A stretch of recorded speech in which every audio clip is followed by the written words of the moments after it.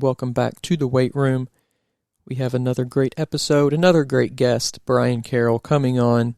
A guy with a lot of experience and knowledge in the world of fitness, and as a author, as a co-author, and just as a really experienced and really a great lifter.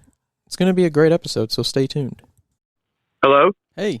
How's it going, man? Thanks for joining. Let's just have you kind of introduce yourself and tell a little bit about you, just kind of a little background. Well, I've been powerlifting for about 21 years. I'm from Jacksonville, Florida. I'm married with two baby girls. They're actually twins that we had during COVID back in April. I'm 39 years old, and I'm kind of taking a bit of hiatus from powerlifting. Back in October, I set the biggest squat of all time with 1306, and that's in multiply, basically unlimited.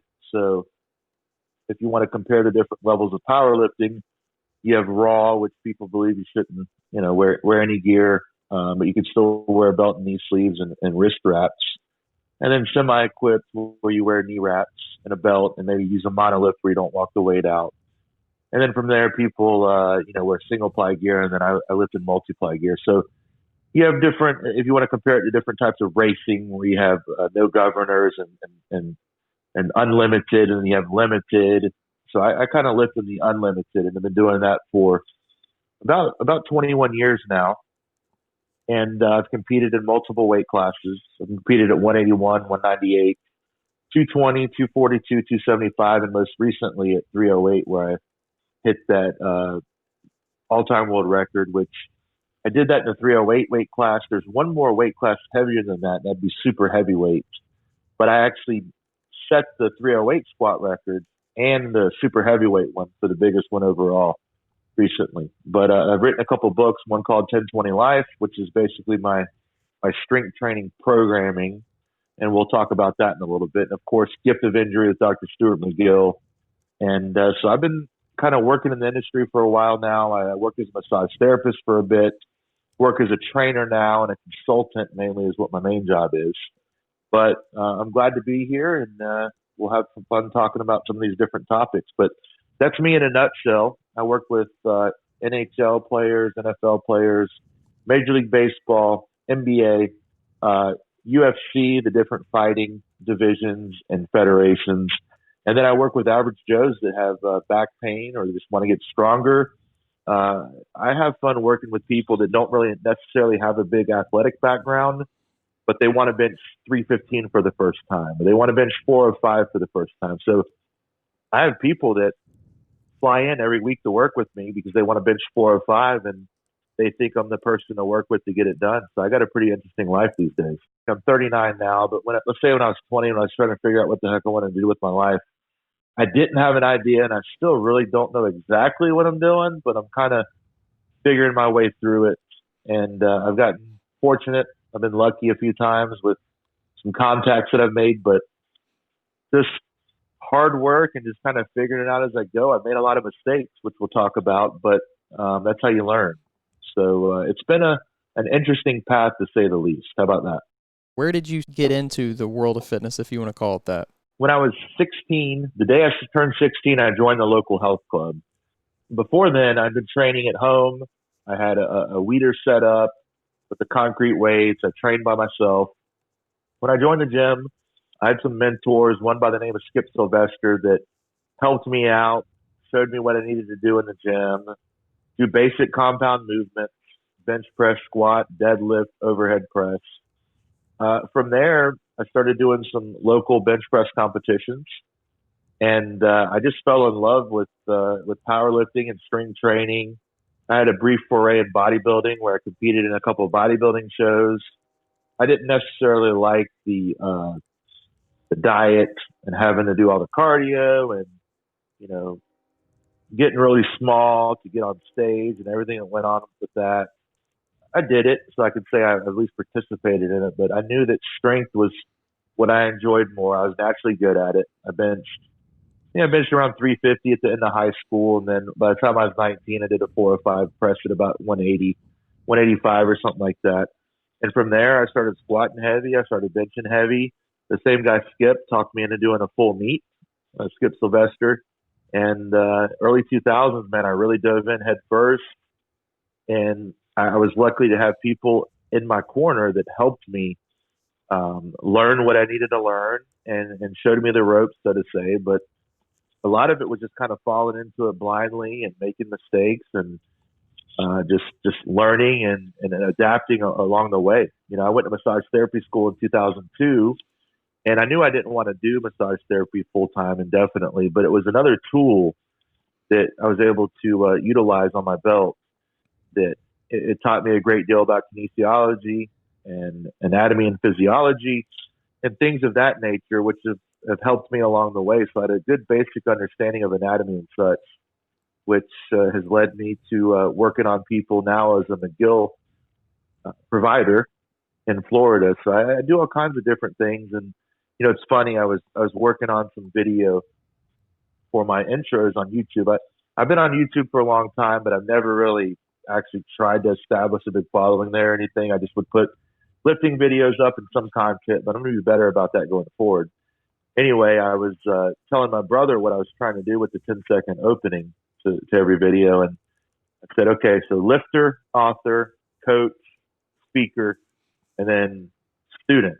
Student was the last thing that I thought of because that's what I'm doing now, man. I'm trying to learn as much as possible now that I'm not pushing for my competition. I'm doing a lot of research right now. I'm kind of figuring out why the things I did work, you know, in powerlifting and why what I do works. Then also do the research and such, seeing what hasn't worked and why it doesn't work. So that's just kind of the long version of what you asked me. That's how I got into it. I hurt my back really bad back in 2009 and through 2012. And we're going to talk about that a little bit. But that also, even though it was sidelining me for a while, I learned a great deal. I connected with Dr. Stewart Mcgill back in 2013. We're really good friends. We wrote a book called Gift of Injury together about my back rehab process. But I guess you can kind of say I've just lived a life for the last 20 plus years, and I've been heavily involved in strength training, and I've been fortunate enough to make a career out of it. But I didn't set out 20 years ago saying I want a career in strength training and the fitness world, and I want to help a bunch of people with their strength training, their back pain, so on and so forth. I just kind of just made it happen. I don't know how, just kind of just working and getting lucky and just kind of stumbling into things and helping as many people as possible. And that's the way I've learned so much. I think a lot of that comes with just being willing to continue to learn. Yeah. And, you know, most people, not that I've had some success and everything in powerlifting and coaching and that kind of stuff, but it takes failing quite a bit and getting hurt my back as bad as I did was definitely troublesome at the time, and it was an obstacle, but I was able to learn so much through the process. So I can tell you in the last 7-8 years, I've learned exponentially more during that time than I would have otherwise, just because I had to get better. So I think a lot of the time the failures we learn more from than the successes. The successes generally, they will kind of reestablish our biases when we're successful. But when we have failures, we have to re-examine everything. So it's definitely a double-edged sword to have success, because then you're patting yourself on the back, confirming your biases, you know, a lot, you know, all this stuff. And then you have a couple of hang-ups, you have a couple of injuries, you have some setbacks. You have to reevaluate and say, okay, well, maybe I don't know as much as I think I do. I need to go back to the drawing board. And I think going back to the drawing board for people is hard. A lot of people quit. That's why you see people in the fitness industry. I can speak with authority on the powerlifting aspect of it. You see a lot of people that come, they hit big numbers, they do very well, and then they have a roadblock or something like that that slows them down. They have trouble in their personal life. They have trouble with their body. They start to break mentally and physically, and then they're gone forever. You never hear about them again.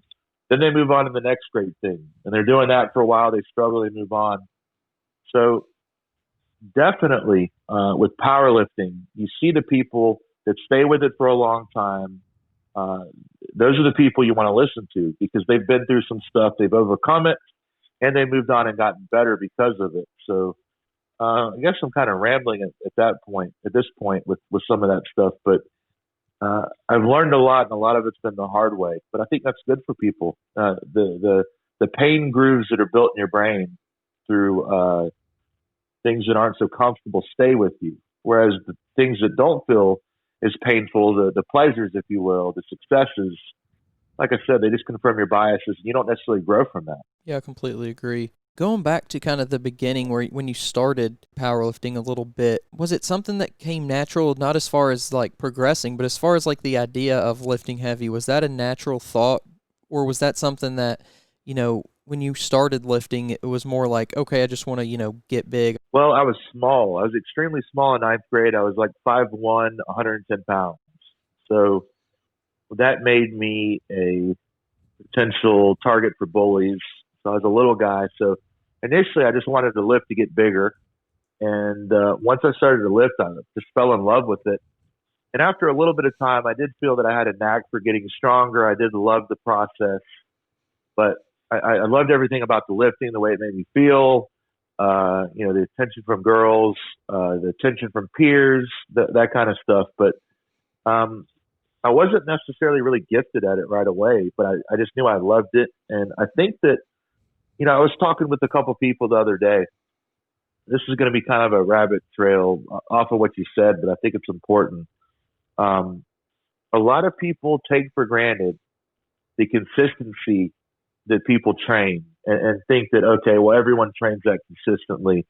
I don't think that's the case. I think the people that are always doing the small things, that are always working consistently, they get overlooked because a lot of people don't know that a lot of people that are even good at training, they don't stick with it. They're not consistent. They get by with extreme genetic talent. So I was talking with the guys that I train with, and I said, just because you train with me and you see I'm consistent with everything that I talk about, don't take it for granted because it's super important. A lot of people out there, they don't do the little things. They don't stay consistent. They take extended time off from lifting. They get lazy. The consistency, even if you don't have the best genetics, over time will carry you a lot further than you know. So don't get complacent and don't get sick of doing the little things because a lot of people out there, you're going to outlast because they don't want to do the tedious stuff, the simple stuff. Simple stuff does not mean it's easy. The easiest stuff that we do every day gets tedious, it gets annoying, but you got to keep plugging through. So I wasn't one of those people that had extreme strength right away and I was just a monster just looking at weights. But I did have good enough genetics to keep adapting and getting stronger. But my consistency since 1995 or 96 of weight training, I think has been one of the biggest benefits, or one of the things that I've benefited from the most is consistency. So people out there listening, consistency is key, and it sounds cliche, but the group of guys I'm lifting with now, I'm really stressing to them. It isn't so much how good you do every day. It's being consistent. You're going to have good days. You're going to have bad days, but keep coming back, keep learning, and keep adapting. So I may have just went totally off the rails with that question, but that's what came to mind when you're talking. No. So I stayed consistent with it for 25 years, and I think that's a big reason why I've had success in the fitness industry. A lot of people are just discovering it now in 2020, 2021, and they have a lot to learn. They might have success right away, but I think sometimes that's not necessarily the best thing for them. They have success early, then it becomes hard, then they move on to something else. So, man, people need to establish consistency and years of hard and consistent work, and then they can see what they can actually do with it. You said you started lifting in, the later, mid to late 90s, and then you went to massage therapy. You started doing that around, like, what did you say, 2002, right? Yep. So was that like the first thing you jumped into, like after high school, or was there something in between those kind of times? Oh, good question. So I worked sales for Coca-Cola. I was a merchandiser and a salesman where everything you see in the store I was responsible for, the breeze coolers, the aisle, the displays, the vending machines. But after a period of time, I knew that isn't what I wanted to do forever. So I knew I wanted to learn a trade, something that I can always use, not necessarily work uh, full time at, but I knew it'd be helpful. So when I knew I didn't want to do sales, I went to massage therapy school and I actually worked as a massage therapist for a couple of years. And doing the manual labor and throwing cases was enough for me to realize that I didn't want to do this forever. It's a very stressful job. It's physically demanding. And so that kind of pushed me to get some kind of an education. I piddled around at a community college for a couple of years, but I didn't really have much motivation because I didn't know what I wanted to do. And so looking back, even though I just kind of quit, never went back, I think it was the right thing for me because, yeah, I could have gotten an AA or an associate's degree or some of some sort. But I don't know how much good it would have done me at this point. I might have wasted a lot of money and time instead of actually being out in the workforce and learning. So that's what I did. I did sales, and so I went to massage therapy school, and I actually worked at a spa for a little over 4 years and did massage full time, and actually had a massage business on the side for a bit. And then that's when I kind of got so busy with my personal training and online consulting that I started back in '08. The side gigs started getting so big that I couldn't any longer see massage patients, so I started seeing more personal training clients, and then that last 10 or 11 years has been the trajectory after leaving the spa where I've really got into working with a lot more athletes. How did you kind of establish that initial clientele and like grow that? Oh, that's a good question. So my first client that I ever had online was actually someone who reached out to me about my own training. And so I kind of just started programming for free for that guy. Then another guy heard about me, then another guy, then another girl. And then pretty soon I built my own website and had people come in and messaging me from all over the world to help them with their spring training or their powerlifting. The people that I saw in person were people that were anywhere from average Joes to people that wanted to get their bench press stronger. And most of those were word of mouth. They were referrals, both online and in person. And that's basically, I do some advertising here and there on social media now, but aside the adaptations for being seen and more visible for advertising and on social media and such, I've still kind of kept the same business model of, referrals and just doing good work and letting that be my advertising and having testimonials and such, which really helps. But sometimes it can be a little bit daunting, worrying about who the next client's going to be or where they're going to come from. But my advice to people is do good work and people will talk good about you.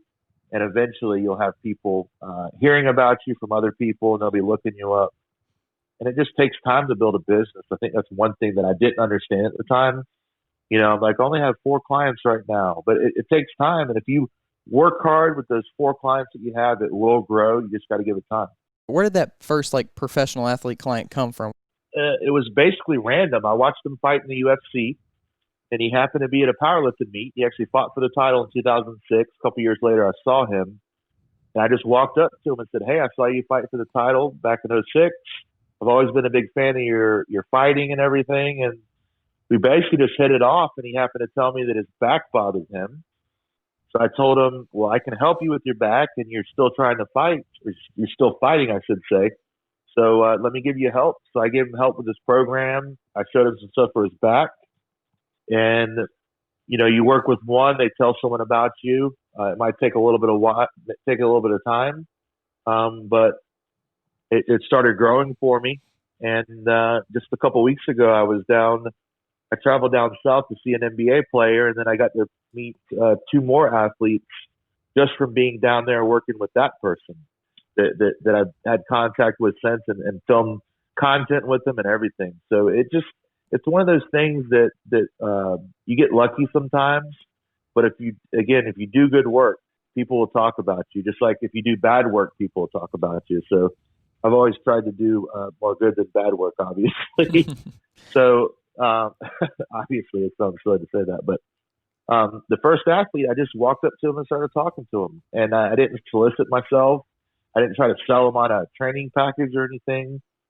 I think if you treat them like a normal person, and you talk to them. One thing that I have learned, and I utilize this now, I've been fortunate enough to work with royalty. I've worked with people that are over countries, NBA players, so on and so forth. But one thing that I've learned is when someone is that powerful, everyone's trying to sell something to them. Everyone has another idea they want you to invest in. Everyone has this secret program. What I've found works is you treat them just like another person, and you just let your knowledge do the talking, and don't and just talk to them like a normal person. Give them your thoughts. Treat them like another client. Tell them what you charge, and let your knowledge and your training and coaching do the talking. Because I'm sure they're so used to everyone trying to get a piece of the pie. It's a nice change for them when they're treated just like another person. Do you think your sales background and experience played any role in kind of your ability to do that? Yes, I do. Even though Coca-Cola sells itself, it's a gigantic soft drink. The only rival to Coke is Pepsi, and they're both big and they both feed off each other. But being able to talk to people was definitely something that I learned while working with Coke. You deal with store managers, you deal with different levels of manager below them. You got to learn how to talk to people when they're in a bad mood. You've got to learn how to negotiate, and you got to negotiate with clients all the time because they're not necessarily wanting to listen to what you have to say, and they're your client for a reason because they need help. So you've got to learn how to take different angles of problems and how you tackle them. So that was something I definitely learned at a young age. When I started working at Coke, I was 18 years old, right out of high school, and I'm working with mainly people in their 30s, 40s, and 50s. So for me, that was a big change, and I had some definitely hard days learning how the world worked. But that definitely gave me a broader world view working out in the workforce at 18 years old and learning how to deal with people, how to solve problems, because you got to solve problems with clients all the time, whether it be time constraints, injury constraints. People might have these hangups mentally. There's a lot of things that you got to kind of work through. So that problem solving helped me quite a bit. When you're out there trying to get 20 pallets of Coke in a store that's busy for Christmas or Thanksgiving, you got to be pretty creative and be able to solve problems and negotiate. So that definitely helped my skills 20 years later. You got to be patient. That's a big thing that I tell people. You got to be patient and don't burn bridges. That's another one too. If I'm giving advice to people, be patient, and if you can keep relationships intact, still don't burn the bridges because you never know when that person might need you or want you. But if you burn that bridge, it doesn't matter because they're going to look for someone else. So around 2008, you said you went kind of full time with that training, and then 2009 2009 to 2012 you were dealing with that serious injury. How did that affect your, you just get into jumping into your own thing, and then a year later you start dealing with this major injury. How did that affect your life at that time? Well, it definitely impacted me, but I was young enough to where I could still lift. I was still hitting big numbers, and it's one of those things that I kind of pushed off to the side and figured that I'd worked my way through it. I didn't have a good understanding of the spine and how it worked. And it's not a ball and socket joint like your hip and shoulder. It doesn't do well moving under load like these other joints do. And so I continued to have poor form. I continued to abuse my back and not give it proper rest. So it took a couple of years for it actually to catch up to me. But what I would do during the time is I'd rest a little bit. It would get a little bit better. Then I'd continue to keep pushing. But to answer your question, how I handled that with growing my business is I basically ignored it and kept accelerating and lifting even though my back was hurt. But that all kind of stopped around 2011, 2012, where it really started giving me problems. And then I had to address it. Was that with a surgery? How did you really address it? Was it with just different technique? Explain a little bit into that. Yeah, so I went the typical route that people go. I went to physical therapy. It wasn't very helpful. I went and got nerve root blocks, cassette injections, epidurals, which are shots in your back to help numb the pain. But unfortunately, that's only addressing the symptoms and not the cause. So a lot of people get the injections, they feel better for a couple of weeks, and it's put a mask on the injury. So they're actually damaging their spine worse without feeling it. So when that nerve block, when it wears off, there's more pain than ever. So people wonder why it doesn't get better. It's because they put a mask on it and they don't remove the cause. So I went through that for a while. I went to a couple of surgery consults, and they basically told me that my back was so damaged they could do a surgery, they could do a spinal fusion on it, but I'd have to stop lifting anyway. So after a couple appointments with a neurosurgeon and orthopedic, someone pointed me in the direction of a guy named Dr. Stewart Mcgill, who's a leading researcher in the world on low back disorders and back remedies. So I sought him out in 2013. All the while I was still competing. I was still winning meets, but I was in a lot of pain, and I was at my wit's end with pushing through it. So I was either going to quit powerlifting in 2013 or I was going to get it fixed. So I went up to see Dr. Mcgill in May of 2013, and it opened my eyes to what a real assessment is for an athlete, how to cure back injury, and so on and so forth. But it was a tough time before I made it to Dr. Mcgill, and I had a lot of dark times, a lot of hurdles in my lifting and my personal life, because as many people know, when you have back pain and it involves nerves, it's not just like a sore shoulder or a sore foot or a sore knee or leg. The nerve roots are involved, and this is not pain that you can just push through by taking a little bit of ibuprofen or a Lortab or turning the music up a bit. It's something that you have to address, and it only gets worse. It doesn't just get better with load. So I had to re-examine everything that I knew about strength training and the body itself when I met Dr. Mcgill. He's kind of the guy that really opened your eyes to the fixing the problem, not just covering it up. Let's talk a little bit about your book. What kind of motivated you, inspired you to write that, what it's about, kind of a little bit in that area? So I wrote 1020 Life in September of 2013, about 6 months into my rehab with Dr. Mcgill. I was on the other side of the back injury. I'd learned a great deal. All the while, even in 2013, before seeing Dr. Mcgill, I still squatted 1147 and totaled near my best total ever. So I was still having success in powerlifting. I was coaching people all over the world, and I was having people ask about more content from me. I'd written on Elite FTS from 2009 to 2014 or so. I was writing. I had more people interested in my methodology, my approach. So what 1020 Life is basically, it stands for 10 and 20 weeks at a time for a lifetime of positive momentum in training and in life. And it's 10 and 20 week blocks. It's custom assistance work. It's attacking weak points,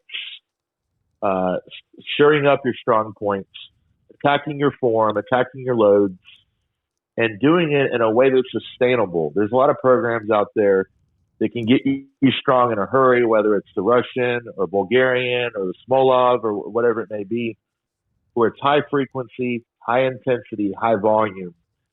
1020 Life is a lot different than that. It's more of a sustainable approach where you can build strength over time and sustain it. So what I did is I took the algorithms from all my success for my clients, what I did for their off-season training, the different phases of training I talk about in the book. You have off-season time, you have downtime, where you're working on weak points, and the pre-contest time is where you're peaking towards a competition or you're peaking towards testing your rep maxes in the gym, whatever it is you prefer. 1020 Life is a system with all of these things built in where you can continue to recycle it. There's a weak point index in there where if you miss the squat in the top, the bottom, and the middle, it points you towards certain weak points, certain assistance work to do. And basically it's framework for strength training, and people use it all over the world. And I kind of came up with a system of what's worked for me and what's worked for my hundreds of clients out there, and put it into a book in 2013. And then I revisited it in 2017 and wrote the second edition, which I put on paperback and Kindle. The first one was just an ebook, and I've had good success with it.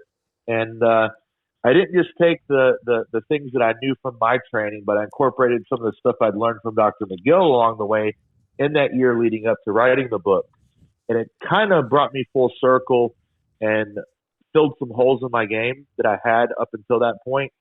So I was able to help the reader learn a great deal more in the second edition, what I'd learned from my full comeback and everything into the second edition, and helping as many people as possible with my, it's a book of principles in short, of not training too hard for too long, having deloads where you have downtime, having the phases of training where I talked about, having form cues, and basically making it where you're not destroying your body unnecessarily, but coaching you how to push, when to back off, listening to your body's indicators, and just explaining my methodology, basically.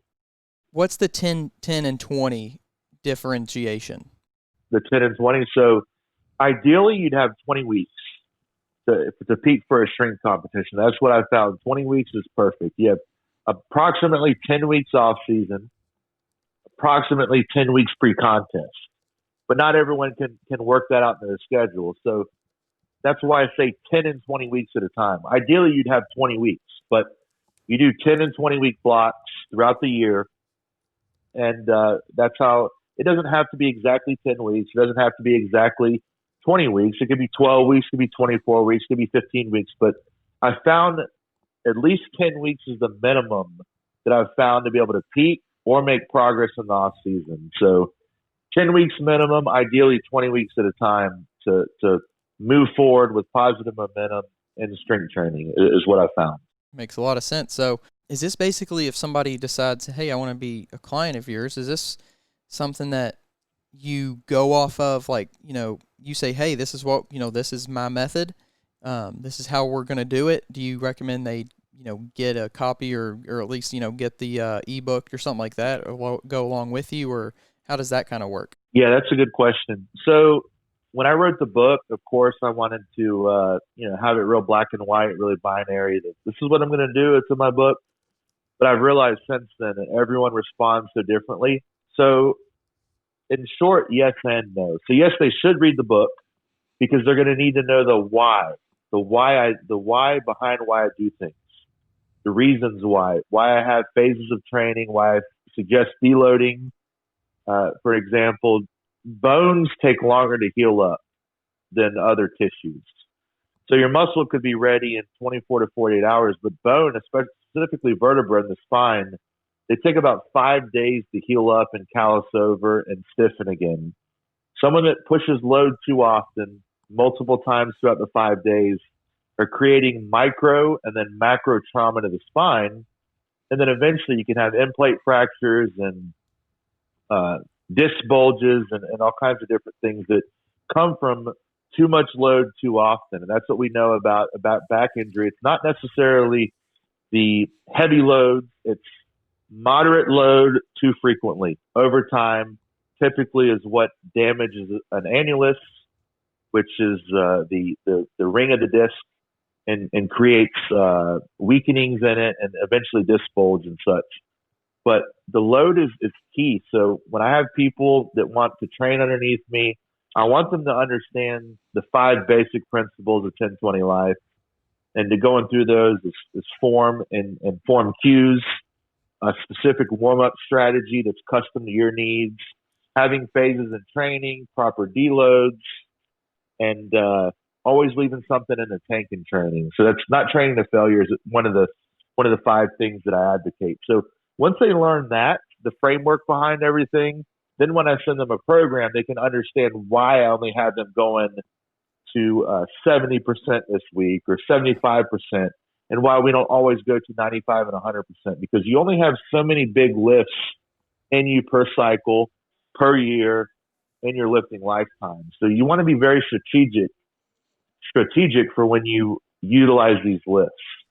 So Dan, that's a good question. So I want them to read the book, but a lot of the time the programming will be a little bit outside those parameters because every person is going to have different needs. Everyone responds differently. Not everyone's a robot. So I definitely go off the script sometimes, but I always try to adhere to my principles. And the details can vary quite a bit. I don't know if anybody's ever done it, but read the book and kind of really got a grasp on it, and then kind of called you, not necessarily called you up, but like asked you, hey, I thought this is what I thought this is what you did in this situation. I thought this is what you said about this. Has that ever happened? About 3 times a day. Well, at least Yeah, they're reading all it. the At least time. they're paying attention. Yeah, it definitely happens, and I have to explain to them that each circumstance is unique. Ideally, I wouldn't do A, B, and C, but because of this, we have to do A, B, and C. So yeah, there's always going to be exceptions to the so-called rules and parameters, but for the most part, I don't get so caught up in the details. I try to stick to the principles and not pushing too hard and not deviating too far from what I've learned also, because I know that certain things work for most people. Most people fall within the bell curve and they'll have success, but that other, say, 30% or 20%, whatever it may be, you're going to have to be nuanced with the details. But most people, especially if they're, beginner level to mid level, you can put together a program for them. That's why people that have, hey, my name is Joe Blow, and here's a program I did for this number. A lot of the time, it will work for people just because it's structured. Anything structured is going to be better most times than people that just do whatever. So, with that said, a lot of people put out books saying, "Here's what I do this." That isn't going to work. That's not a long time solution for people. You've got to, instead of giving them fish, teach them how to fish, and that's what I've kind of done with 1020 Life. If you're training to failure, or if you're training near failure, you create poor engrams. And if you're trying to be a weightlifter or a power lifter, how many times do that lift in competition? Once. You do it one time, and that's all that counts. So you should be practicing perfect lifts each time. When you start polluting your form, when you start getting fatigued and tired, we know that typically fatigue is the cause of injury, whether it be a core that gets weak, or you have some movement in your spine under load, or you lose tension, however you want to call it. Fatigue is generally a reason for injury. So not only do we not want to be fatigued under the bar and possibly get injured, we want to create engrams from your brain to your muscles to your body using specific perfect form each time. Now, if you're doing a set of 10 with 80%, you're not going to be able to keep perfect form every single rep. Unfortunately, your brain and your body will remember those poor reps, and they will default to that when you get tired. So we don't want to create poor engrams by going to fatigue all the time and going to failure and flat out not having anything left in the tank. I'm always trying to tell people, whether it's their main lifts and their assistance work, always leave something in the tank. Build positive momentum, like I talk about in 1020 Life, building positive momentum in training and in life. If you're going to the gym every day and you're missing lifts, you're beating yourself into the ground, you're getting hurt, that's not going to create positive momentum. That's going to create a snowball that goes right off the cliff. You want to build a good snowball. Is this something that a non-power lifter, a non-competitor could utilize and say, okay, this is going to be effective for me as well, even though obviously I'm not going to go compete? Yeah, absolutely. So this is actually a strength training manual, not a powerlifting manual. So it'll help a lot of people that aren't trying to compete, that just want to get stronger, that want to build a core of iron, that want to build their bench press. It's for anyone that wants to get stronger, and people that happen to power lift. It's a good guide for them. But for someone that's not trying to compete, the off-season program where I give you specifics to adhere to, I give you ideas for rep ranges, I tell you about how many assistance exercises to do, but I don't tell you what assistance exercises to do. That's going to depend on your weak points and where you miss the lift at. So anyone that wants to build strength can utilize 1020 Life and benefit. That's cool. A lot of the people that are really good at what they do, they're too busy doing it and they don't have enough time to market.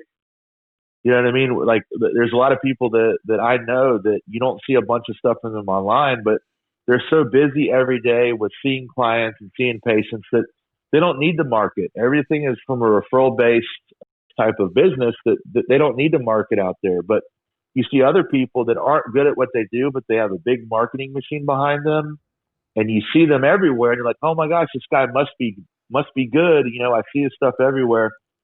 A lot of the time, these people are just charlatans and they're big marketers, and there's no substance there. So what I suggest in 1020 Life is, before you hire a coach, there's about 5 or 6 questions that I got from Dave Tate, the owner of Elite FTS, that will kind of help you go down the list to see if your coach is a fraud or if they're actually good. So just to give you a couple of those questions that I name in 1020 Life, one is, what is this person's education and background? Right? So that means something, but it's not everything. Absolutely. Who is this person coach? That means something, obviously. What has this person done themselves? What's their back? Like, what have they actually done athletic-wise? Do they practice what they preach? That's one big thing. If I'm Brian Carroll, this great squatter and power lifter, and you watch me deadlift and I don't look like I've ever lifted before, that's a problem. So you see a lot of these people you can sniff out on social media because they're just regurgitating people's talking points. They can't lift themselves. They've never coached anyone to success. They don't practice what they preach. And then you can, if you have a base of questions that you can ask yourself going through this person's profile, I think a lot of the time you can not waste so much time seeking out a coach. You can kind of use those questions as a basis to who you want to work with or who you want to follow. I mean, I know a lot about the lumbar spine after working with Dr. McGill the last 7.5 years, and we'll talk about that in a little bit, but I'm just now learning a bit about the shoulder. And the reason why I know a bit about the shoulder now is because 2 years ago I tore a couple of my rotator cuff muscles, my supraspinatus and subscap. So I had to learn a great deal of rehabbing. So I went to someone that I knew, Dr. Andrew Locke, was great with the shoulder. Dr. Stewart Mcgill is great with the lower back. Someone else with knees might be great, so I'll refer to them. But I definitely try to stay in my lane with everything that I do, and I have no problem telling people that I don't have an answer for it, or I'm not quite sure, or I can give them a couple ideas of what I think. But there's definitely something to be said for someone that says, "I don't know, but I'll try to find out for you." You know, it used to bother me when I would see my information from whether it be 1020 Life, a Gift of Injury, when I see it basically used as someone else's content, you know, verbatim. I've had issues with that over the years, and it used to make me really frustrated and angry because I worked hard to produce that content, or I lived it, or whatever it may be. I did a podcast with Dave Tate back in March. It's called Table Talk, and we talked for a couple hours about stuff, and he said, well, you know, I have a little different view on you getting angry about that because I've had it done to me and stuff too. He said, don't worry because they'll be exposed because they can't answer the questions on your content like you can. So whenever they do a Q&A or if they're at a talk or a seminar, and I've been fortunate to do seminars, you know, all over the place and travel all over the world for clients. When people are asking you questions and it's not your material, you're going to get made to look like a fool because you don't know. So I see that every once in a while with people that have pervade my information as theirs or whatever you want to call it. And when they're asked questions about it, they have no idea what they're talking about. So you can learn a lot of people from just watching them is what I'm trying to say, to see if they actually know what they're talking about. You talked about doing the podcast and doing different seminars and interviews and things, and obviously with your books. What drives you to do these things, to keep doing that spread of information? Well, there's so much bad information out there that I feel like I need to help as many people as I can, in particular strength training and the low back, and specifically because there's so many people that, whether they lift or not, that have low back problems. And there's so much terrible information out there regarding strength training, low back rehab, how to approach it, proper lifting form to help save the back, proper core stiffness, how to build a core of iron, those kind of things. So that's specifically what I've taken an interest in the last few years. And I'm sure you know people yourself, Daniel, that have had back injuries or hurt their back lifting. Most people that reach out to me nowadays are lifters that hurt their back deadlifting or squatting 300 to 400 pounds. They want to get back to lifting, and it's in my wheelhouse to help them since I've been there. But I like I like helping people, and I like spreading good content and sharing it with people and helping people avoid my mistakes that I made, best case scenario. But if people are hurt, I can help them get through it too. And it's fun because it's strength training is my passion. helping people with their low back is my passion, and it's been my life for the last 20 plus years. So I don't really see that changing. So the more I help people, the more name recognition I'll get, the more successful I'll be, the more people I can help. It's just kind of one of those things that snowballs. One of the bigger things you've done, your book, Gift of Injury. Tell us a little bit about that. I hit on a little bit earlier about how I went to the University of Waterloo. That's where Stu was professor for 31 years. He retired 2 years ago from there, and now he's just doing his consulting business where he sees the most difficult back cases from all over the world, and he still gets them figured out about 95% of the time.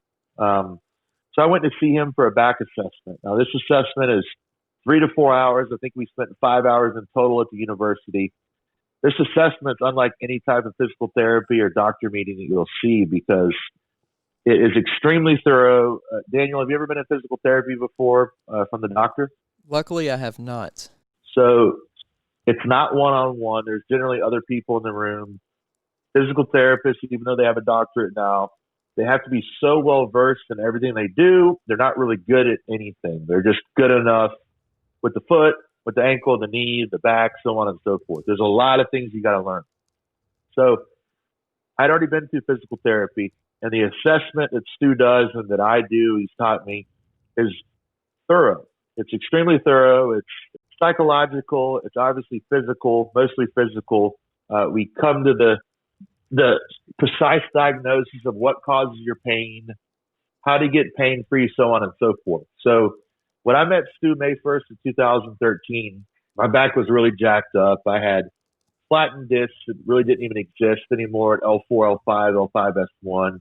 I had a fracture in my sacrum. I had all kinds of stuff going on. I had nerve pain down my leg. My lifting was regressing. My day-to-day life was starting to suck a bit more. The back was just getting worse and worse, like I alluded to earlier. So going to see Stu after seeing the doctors, the physical therapists, the anesthesiologist injecting stuff in my back, I was kind of at my wit's end where I was going to have to quit powerlifting.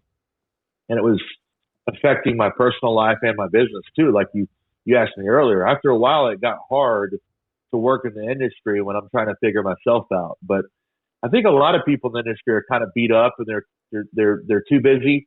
What do you call it? I'm a shoemaker with no shoes is what some people say. I think a lot of people, and that's a conversation probably for another day, but a lot of people in the health, strength, fitness industry, they're messes themselves because they're too busy helping each other, helping people and clients that they can't even spend the proper time on themselves. So I could have been a victim of that myself, and I probably was. I wasn't focused on myself enough. So when I met with Dr. Mcgill, he pointed out to me the flaws in my movement, the flaws in my posture, the flaws in my technique, things that I was doing that I'd overlooked. And being in pain for so long, I'd created such poor engrams in my lifting that it was actually causing my own pain. So after the assessment, he told me that I was flexion intolerant, compression intolerant, extension intolerant.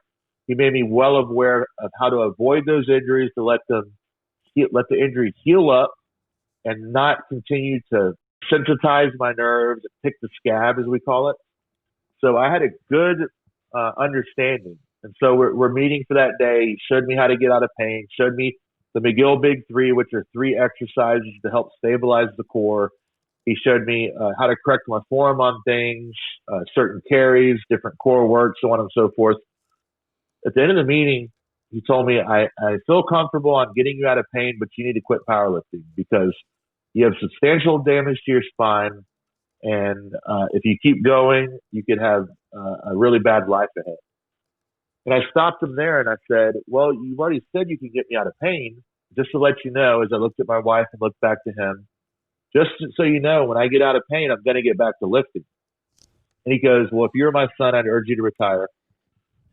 And he said, well, follow the protocol to see when you get out of pain. And who knows, maybe you're right. Maybe we end up writing a book about it. And I held him to it 2 years later. When I got back on the platform, I hit PRs on everything. We ended up writing a book about it about 3.5 years later, and it's called Gift of Injury. And it basically encapsulates the process of me getting hurt, the things that I was doing, the bending constantly, not moving well, the infrequency of rest periods that I was ignoring, training too hard, moving poorly. All that was cumulative and caused severe damage to my back. But once I gave my body the right ingredients, I removed the causes of pain. I backed off training for a while. I built a core of iron. I've been able to lift for the last 7.5 years completely pain free. Wow, that's insane to go from, somebody that obviously is a leader in the field saying you should retire. I would recommend, if it was my own son, to stop, and then getting back into, being one of the best. I had to put the ego aside, because when I went up there, I told myself that I was going to approach this like a complete beginner, because I'd failed on my own. I'd tried everything. I tried the sit-ups. I tried the stretching, the reverse hypers, everything that the typical strength and conditioning coach would tell you to do, when really it was just exacerbating my injury. I had a bending injury. So I was doing all this rehab to bend and stretch and all this stuff, and it was just making it way worse. And so as soon as I removed the causes of pain, my back started feeling better days and weeks after leaving Dr. Mcgill. Now, he isn't a guy that adjusts you and gives you a bunch of voodoo medicine or anything like that. He tells you how to remove the cause, and you have to adhere to the programming he gives, and it works. And but the ego has to be taken out. Now, I've came across many people that I've been able to help over the years, guys and girls, athletes, general lay people. I've got them back to lifting. I've got them back to hitting world-class numbers. But I've also met world-class lifters and athletes that would not take the steps back to heal their back, and they're still in pain to this day. You need to be stubborn enough to push and not take no for an answer, but also you need to understand when it is time to let someone take over. Explain a little bit on why the core is just so important. Well, you want to think of the core as a built-in corset, especially if you're a strength athlete. Let's stick to powerlifting, since that's my wheelhouse. You're not going to have a bunch of bending in powerlifting. So the body needs to be tuned to the demands of the sport. So think of being a gymnast as a willow branch, very flexible, very bendable, but they're not made to withstand load on their spine. So you have a willow branch that will take a hurricane very well, right? It'll blow in the wind, it'll be fine, but it'll bend fine. But an oak tree, like a power lifter, the bending, they'll snap. They'll snap in a hurricane. So as a power lifter, you want to build your trunk like an oak tree, where it's very, very stable. It can take load, but it's not meant to bend. It's not meant to bend. You have to tune the body for the demands of the sport. So building a core of iron for a power lifter would consist of certain things like suitcase carries, bottoms up carries, stir the pot, side planks, bird dogs, different variations of the Mcgill curl up, dead bugs, certain things like that. So you're training the core at a 360 degree way, instead of just doing abs, just doing lower back. People like bodybuilders train the abs, they train the serratus, they train the obliques, they train the erectors, they train the glutes. But as a strength athlete, you train them all as one, because that's the way you're going to be utilizing them. So when you're under the bar and you have a core that's like a marshmallow, and you see people wobbling all over the place, they've got strong hips, they've got strong shoulders, but they have no core. So the core is super important to not only protect the back, but produce spinal stability and be able to unleash the distal limbs. So we have a phrase that Dr. Mcgill came up with: proximal stiffness leads to distal mobility. So if you have proximal stiffness in your core, now when we say core, we're not talking about your rectus abdominis or just your obliques. We're talking about all of that, plus your lats, plus your glutes, plus all the small and big muscles of the back. Everything is one. That's your core.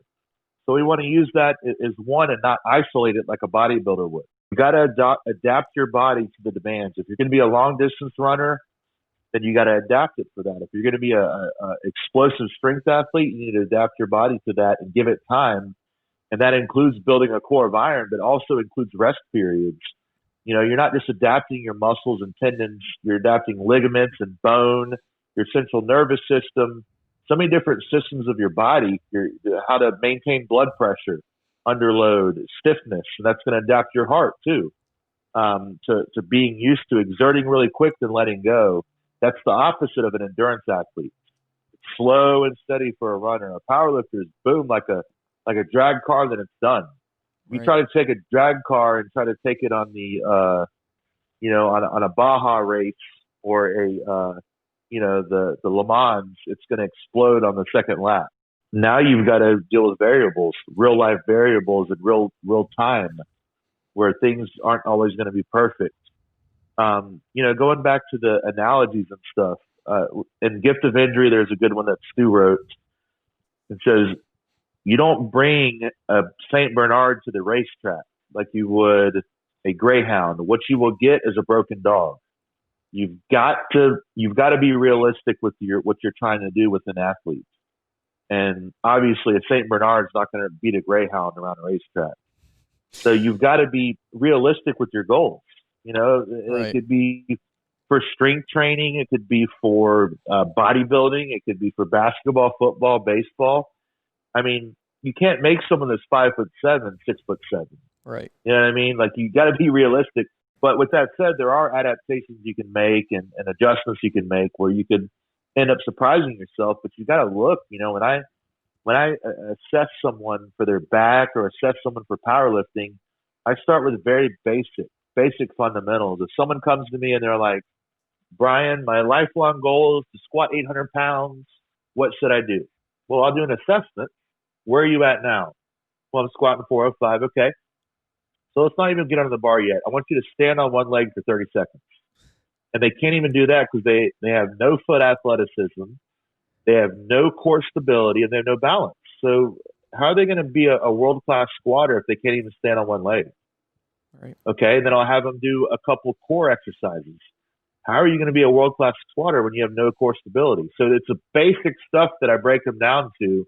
And then I put them under the bar and show them the cues. Because if they can't create core stiffness standing there, they're not going to be able to create core stiffness when they're under the bar under 800 pounds.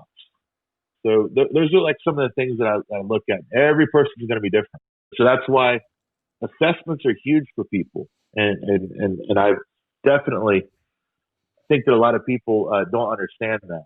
You got to be realistic to your approaches. And, as a coach, you got to be good at assessing people and seeing what they're lacking, seeing what they're good at, and then going from there and building the deficits. An everyday kind of person that comes to you, would they go through that same assessment?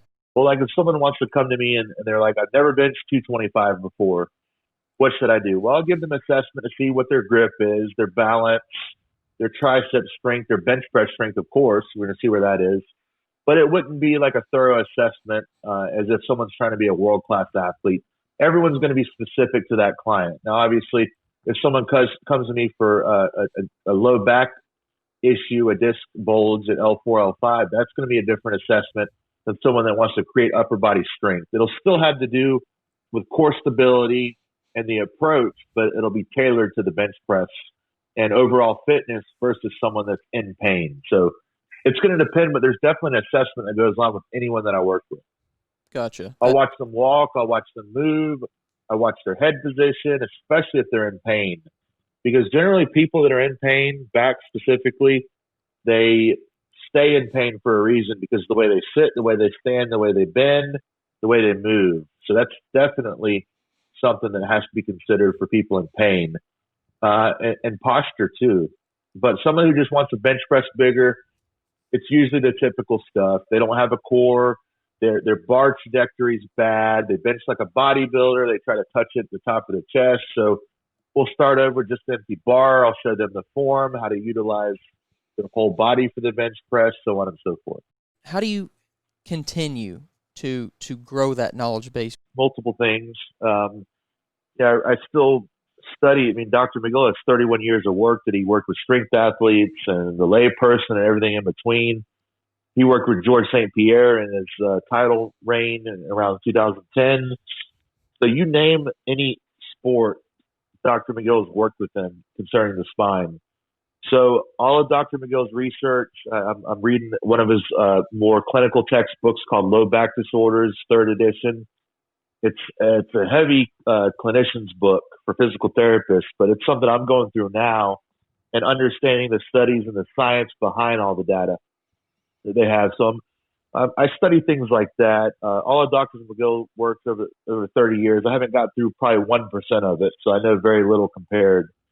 Strength coaches that have went before me, people like Buddy Morris, people like Dave Tate. I'm always reading from them or talking to them, like you said, peers. I've got books that I read on my shelf, whether it be Super Training by Mel Siff. I'm sorry. So I've got a bunch of different people that I either look to or that I call or I read their material to learn as much as possible from. But you know what I learn a lot from is my mistakes. That's continuing education 101 right there. And then coaching people. I have a lot of people that I coach and I learn every week from them, whether it be feedback, successes, or failures with them. So, man, I'm constantly learning, and I kind of feel like I'm just getting started. What kind of advice would you have for someone who is just getting into powerlifting? One thing I would recommend them do is definitely read 10/20 Life, because I talk about powerlifting a bit in there and strength training overall. But let's say the book aside, for any podcast or anything that I've done, be patient. It's a cliche thing to say. Don't train super frequently. Do one lift per week. Build a core of iron using exercises like the McGill Big Three, carries, whether it be farmer's carries, suitcase carries, bottoms up carries. Stir the pot. Don't worry about the bending exercises so much, because you're not bending your trunk in powerlifting at all. So save your lower back by stiffening it and building a rigid, stiff core. Find a coach that's good to help guide you. And don't be discouraged if progress comes slow, because it's about the long haul, not the short term. And make sure you have really good form that's efficient for your body, because everyone's built differently. I'm very torso long and my legs are short. So I'm going to have good levers for a squat, because I'm not going to be leaning over a great deal with super long legs. But that also hurts me on the deadlift a little bit. So definitely be aware of your leverages, fine tune your form, track your weak points, and build a core of iron. A lot of people forget cardio too for powerlifters. Go on walks after every meal and keep your heart healthy. It's going to be good for your joints too. So don't lift often and not too often. Yours is going to be somewhere between 3 to 4 times a week is what a powerlifter should optimally train. 3 main days, a 4th day to kind of touch up. Most great powerlifters train about 4 days a week. Anyone training more than that's a little too much. Don't get discouraged when the games slow down, because generally, you have the newbie games that happen the first couple of years, and then games start to drip after that. A lot of people make 25 to 50% of their games the first couple of years, so be aware of that. Continue to educate yourself, and there's no such thing as perfect form. I'm chasing it still to this day, the perfect squat, the perfect bench, the perfect deadlift. And be aware of your leverages changing when you make weight gains and you get bigger. Your leverages will change. Your waist might get bigger. Your back gets bigger. Your legs get bigger. Your hips get tighter. So always fine tune your athleticism depending on where you're at. I really appreciate you sharing all that stuff. You're welcome, man. I appreciate meeting you, and I like helping as many people as possible. So anything that you need from me, just let me know. Thanks, man. You're welcome, man. Thank you. Definitely check out both his books. Check out his Instagram. Check out all his stuff, because he does have a lot of great information, and obviously a great guy to talk to. Hope you enjoyed the episode. Also, don't forget to subscribe. Don't forget to check us out anywhere you find podcasts, including YouTube. And other than that, have a great day, and we'll catch you next time. We're out.